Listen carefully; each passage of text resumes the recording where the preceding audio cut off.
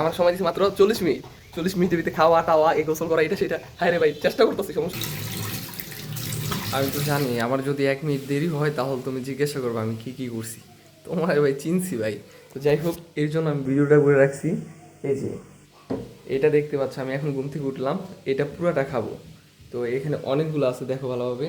এটা পুরোটা আমি খাবো। আগে আমি এটা পানিটা খেয়ে নিচ্ছি উঠার সাথে সাথে।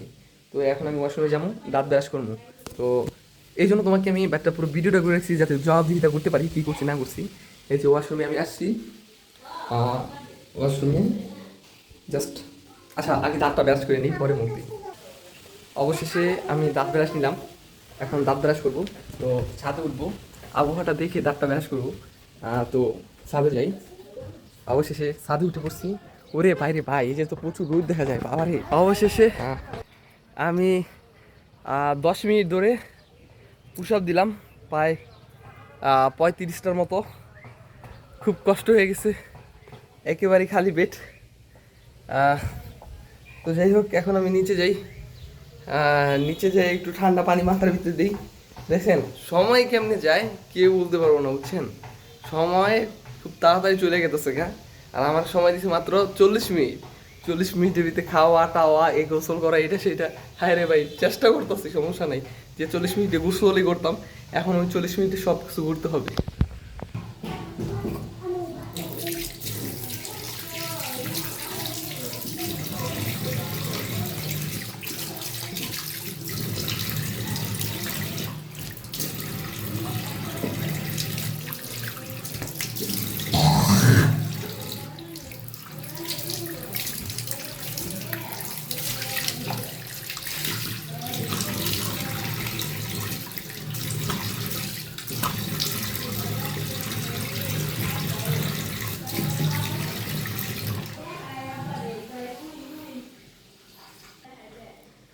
আমি পায়ে মুখটা দিয়ে ফেলছি।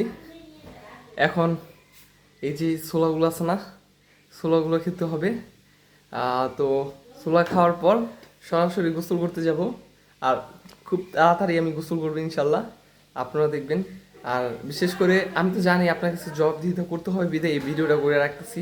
তো আপনি দেখলে বুঝতে পারবেন আমি কাজগুলো কতটা ফাস্ট না ফাস্ট করছি, কতটা তাড়াহুড়া করে করছি।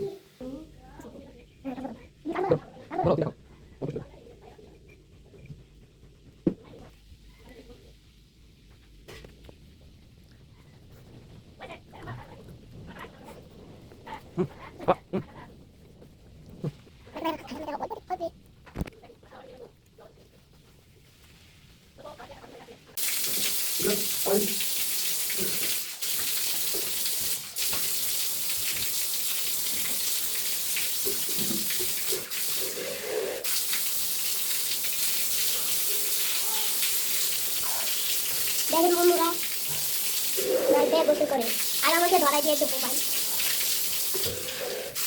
এই দেখুন ওর মাঝে গোসল হয়ে গেছে,